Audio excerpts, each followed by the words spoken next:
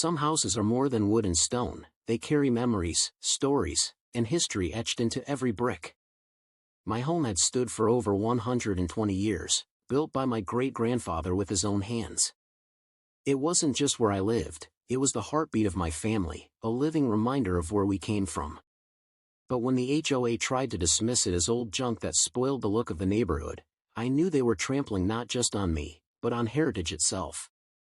Backhand index pointing right. If you believe history deserves respect and fairness always wins in the end, make sure to subscribe. You'll love hearing how dignity turns the tables on arrogance. I'd lived in that home all my life. Its creaky floors told stories of children's laughter, Sunday dinners, and quiet evenings with my wife. The oak tree out front was where my father had carved our family initials in 1947. Every corner of that place whispered the voices of generations past. But to the HOA, none of that mattered. To them, my house wasn't historic, it was outdated. They wanted conformity, gray stucco, white trim, manicured hedges. My red brick Victorian didn't fit their picture-perfect brochure. The first letter came blunt and harsh: your property does not meet community standards. Renovation or replacement required within 90 days. I marched into the next HOA meeting, letter in hand. "Excuse me," I said, steadying my voice, "this home is over a century old. It's part of state history." Karen, the board president, sneered. "History? It's an eyesore. You either modernize it, or we'll fine you until you do." Another member chimed in, "This neighborhood isn't a museum." I felt heat rise in my chest. "It's not a museum, it's my family's legacy." The room was silent, but the smirks on their faces told me they thought they'd already won. Weeks turned into a storm of fines: $200 for peeling paint on the porch, $350 for non-compliant fencing. Every letter seemed designed to break my will, to push me into tearing down the very house that carried my family's soul. My wife sat with me on the porch one evening as I read yet another notice.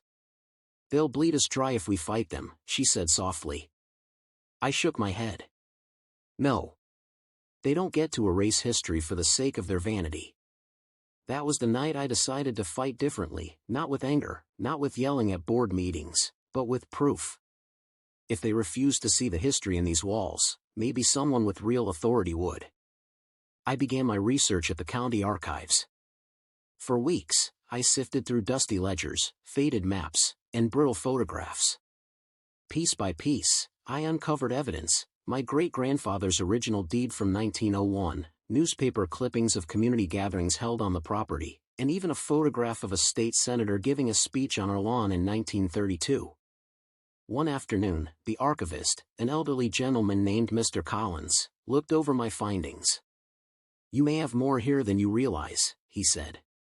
"This house could qualify for historic preservation status." The words lit a fire in me. "Do you really think so?" He nodded firmly. "I'll help you put the application together. The state needs to know about this." For the first time in months, I felt hope. The HOA wanted to bury history, but I was about to dig it up and shine a spotlight so bright they couldn't ignore it. The process wasn't easy.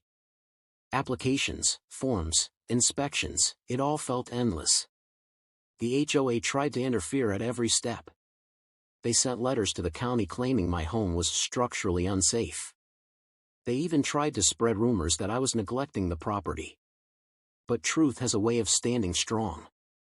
When the state inspectors arrived, I welcomed them in. They marveled at the hand-carved banisters, the stained glass windows my grandfather had restored, the original stone foundation still holding firm. "This house," one inspector whispered, running her hand along the banister, "is a treasure." Meanwhile, Karen stood across the street, glaring with folded arms as officials took notes and photographs. A few weeks later, I was invited to a ceremony at the state capitol. My heart pounded as the governor himself stepped to the podium. "Today," he said, "we recognize a property that embodies the spirit of our state's history and the resilience of its people. This home has stood for over a century, sheltering generations and preserving the stories of our past. It is my honor to officially declare it a historic landmark."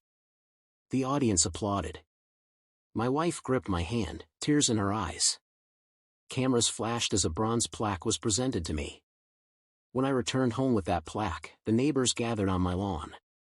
Even those who'd been silent before congratulated me. One said, "I always knew that house was special. Now everyone will." Karen showed up, her face tight with fury. "This doesn't change our rules," she hissed. "Oh, it changes everything," I replied, holding up the plaque. "By state law, this home is now protected. Your board has no authority over its structure or appearance." Gasps spread through the crowd. A few neighbors even clapped. Karen turned and stormed away, but the damage was done, her control shattered, her arrogance exposed. From that day forward, the HOA never dared send me another fine. Instead, my home became a point of pride for the neighborhood. Schoolchildren visited on field trips, local papers wrote articles, and each year I hosted a small open house where people could step inside and see the living history preserved there. The climax wasn't just the governor's declaration, it was the shift in my community's heart. People stopped seeing my house as different and started seeing it as a symbol of endurance, of remembering where we came from. One evening, my grandson asked, "Grandpa, why did you fight so hard to save this place?" I smiled, resting a hand on the old oak railing. Because history isn't just about the past, it's about giving the future roots to stand on. That became the moral I carried. The HOA wanted conformity, but heritage cannot be paved over. They said my home wasn't historic, but the state, the governor, and most importantly, the truth, proved them wrong. And every time I pass that bronze plaque by the front gate, I remember, dignity means holding firm, even when others try to erase the very ground you stand on.